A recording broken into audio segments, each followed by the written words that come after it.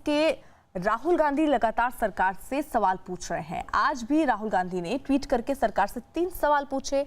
अपने ट्वीट में उन्होंने लिखा कि राष्ट्र हित सर्वोपरि है। क्यों पुरानी स्थिति बहाल की बात नहीं हो रही है? क्यों चीन ने हमारी सीमा में घुसकर हमारे 20 निहत्थे जवानों को मार दिया? क्यों गलवान घाटी में क्षेत्रीय संप्रभुता का जिक्र कहीं नहीं किया जा रहा है?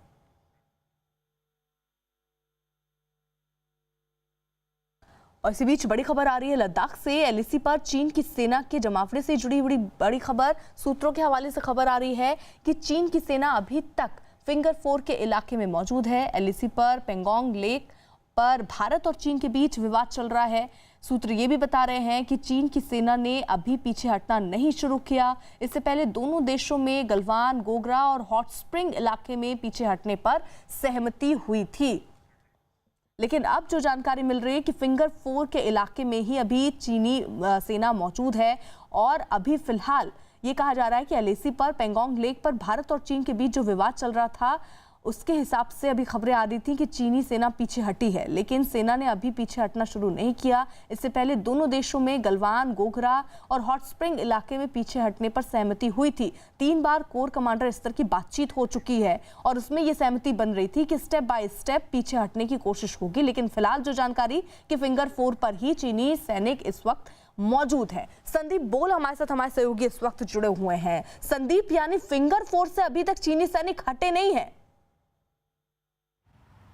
देखिए, विवाद सबसे बड़ा यही था कि पेंगोंग सो लेक पे जो नॉर्थ पेंगोंग साइड है, जहाँ पे कि जो रिजेस है वो 8 फिंगर के तरीके से बनते हैं, वहीं पे सबसे ज़्यादा जो है विवाद है। क्योंकि भारत की तरफ से जो एलएसी है वो फिंगर 8 तक जाती है, जबकि चीन जो है एलएसी को जो है फिंगर 4 तक मानता है। तो अब जो है फिलहाल जब से ये विवाद शुरू हुआ तब से चीन की सेना जो है वो फिंगर 4 के हाई रिजेस में जो है अभी भी मौजूद है और वहाँ से अभी तक किसी भी तरीके का डिसएंगेजमेंट का प्रोसेस अभी फ़िलहाल दिखाई नहीं दिया है। हालांकि बाकी जो 3 इलाके हैं जहाँ पे कि एलएसी बिल्कुल पता थी दोनों देशों की कहाँ से कहाँ तक जाती है, लेकिन बावजूद उसके चीन जो है वहाँ तक आने की उसने गुस्ताखी की, तो वहाँ से तो फिर भी थोड़ा बहुत जो है डिसएंगेजमेंट का प्रोसेस शुरू हो रहा है हुआ है। लेकिन अभी इस इलाके में अभी स्थिति वैसी की वैसी बनी हुई है। जिस दिन ये माना जाएगा कि अगर पेंगोंग सो लेक से अगर चीन की सेना पीछे हटती है तो माना जाएगा कि डिसएंगेजमेंट जो है वो उस जगह पर जो हो रहा है जहाँ पे कि चीन अपनी जगह उस इलाके को मानता है। तो अभी फिलहाल डिसएंगेजमेंट का प्रोसेस जो है वहाँ पे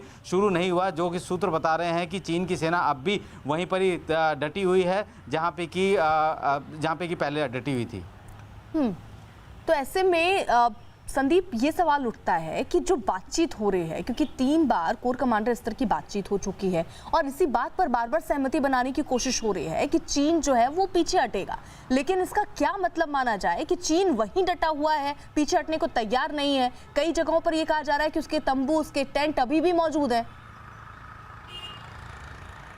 बिल्कुल अर्पिता, अगर हम लोग सिर्फ पेंगोंग सो की बात करें, पेंगोंग सो जो है बाकी इलाकों से बिल्कुल अलग है। क्योंकि अगर गलवान की बात करें, गलवान में एलएसी के बारे में पता है दोनों देशों को कि कहां तक पेट्रोलिंग करनी है और कहां तक नहीं। लेकिन यहां पे परसेप्शन है, यहां पे एलएसी का परसेप्शन है, भारत की तरफ से जो है हमारा परसेप्शन और हमारा क्लेम जो है वो फिंगर 8 तक जाता है। लेकिन चीन का जो है वो अपना क्लेम है, वो कहता है कि एलएसी जो है फिंगर 4 से होकर जाती है। और यही वजह है कि फिंगर 4 से लेकर फिंगर 8 के बीच में जब भी पेट्रोलिंग होती थी तब जो है चीन की तरफ से भारतीय सेना को रोका जाता था।